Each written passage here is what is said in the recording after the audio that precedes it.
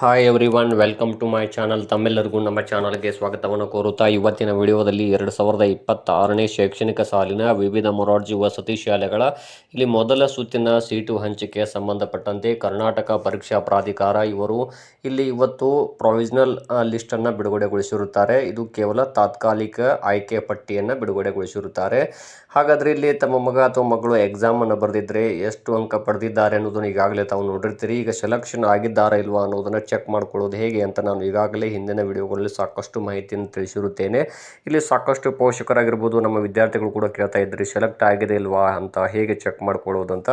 ತಮಗೆ ಸಿಂಪಲ್ ಆದಂಥ ಸ್ಟೆಪ್ಗಳನ್ನು ಹೇಳ್ತಾ ಹೋಗ್ತೀನಿ. ತಾವುಗಳು ಈ ವಿಡಿಯೋನ ಸ್ಕಿಪ್ ಮಾಡದೆ ನೋಡಿ, ಬಹಳಷ್ಟು ಇಂಪಾರ್ಟೆಂಟ್ ಆದಂತಹ ವಿಡಿಯೋ ಆಗಿರುತ್ತೆ. ಮತ್ತು ಅದರ ಜೊತೆಗೆ ಇಲ್ಲಿ ಜಾಸ್ತಿ ಅಂಕಗಳನ್ನು ಪಡ್ಕೊಂಡ್ರು ಕೂಡ ಯಾಕೆ ಸೆಲೆಕ್ಟ್ ಆಗಿಲ್ಲ ನಮ್ಮ ಮಗ ಅಥವಾ ಮಗಳು ಎನ್ನುವಂಥ ಮಾಹಿತಿಯನ್ನು ಕೇಳ್ತಾ ಇದ್ರಿ.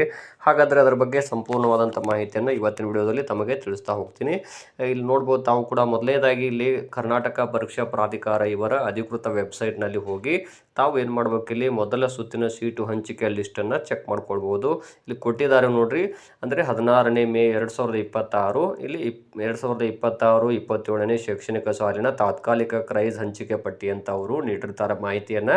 ಇದು ಎಲ್ಲಿ ನೋಡಬೇಕು ಅಂದ್ರೆ ತಾವು ಆಗಲೇ ಹೇಳಿದಾಗೆ ತಾವು ಗೂಗಲಲ್ಲಿ ಹೋಗಿ KEA ಅಂತ ಸಿಂಪಲ್ಲಾಗಿ ಟೈಪ್ ಮಾಡಿ ಫಸ್ಟು.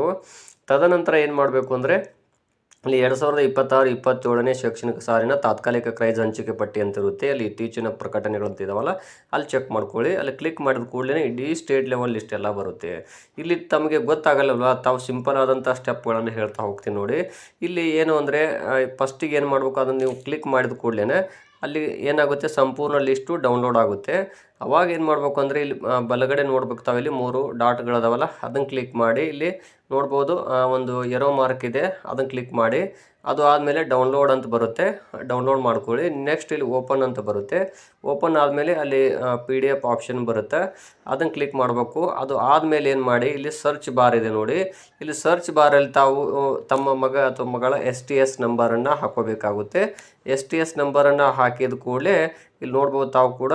ಇಲ್ಲಿ ನಾನು ಒಂದು ಎಕ್ಸಾಂಪಲ್ ಆಗಿ ತೋರಿಸ್ತಾ ಹೋಗ್ತೀನಿ. ಇಲ್ಲಿ ನೋಡ್ಬೋದು ಈ ರೀತಿಯಾಗಿ ತಾವು ಒಂದು ಸ್ಯಾಟ್ಸ್ ನಂಬರನ್ನು ಹಾಕ್ಕೊಂಡು ಇಲ್ಲಿರುವಂಥ ಒಂದು ಮಾರ್ಕ್ಗೆ ಕ್ಲಿಕ್ ಮಾಡಬೇಕು.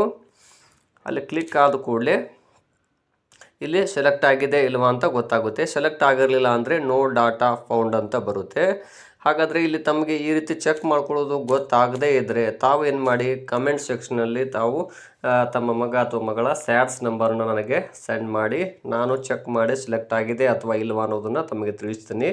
ಮತ್ತು ತಮ್ಮ ಜಿಲ್ಲೆ ತಾಲೂಕನ್ನು ಕೂಡ ನನಗೆ ಸೆಂಡ್ ಮಾಡಿ, ಯಾವ ತಾಲೂಕು ಅಥವಾ ಜಿಲ್ಲೆ ಅನ್ನೋದನ್ನು. ಅದೇ ರೀತಿಯಾಗಿ ಇಲ್ಲಿ ಈ ವರ್ಷ ಬಿಟ್ಟಿರುವಂಥ ಲಿಸ್ಟು ಈ ರೀತಿ ಇರುತ್ತದೆ. ಸೊ ತಾವುಗಳು ಈ ಮಾಹಿತಿಯನ್ನು ಸಂಪೂರ್ಣ ನೋಡ್ಕೊಳ್ಳಿ. ತಮಗೇನಾದ್ರು ಲಿಸ್ಟ್ ಬಗ್ಗೆ ಇನ್ಫಾರ್ಮೇಷನ್ ಬೇಕಾದರೆ ಕಮೆಂಟ್ ಸೆಕ್ಷನ್ ಇದೆ, ತಾವುಗಳು ಕಮೆಂಟ್ ಮಾಡಿ ನಾನು ಆನ್ಸರನ್ನು ಕ್ವಿಕ್ಕಾಗಿ ಮಾಡ್ತೀನಿ ಅಂತ ತಿಳಿಸ್ತಾ ಇದ್ದೀನಿ. ಧನ್ಯವಾದಗಳು.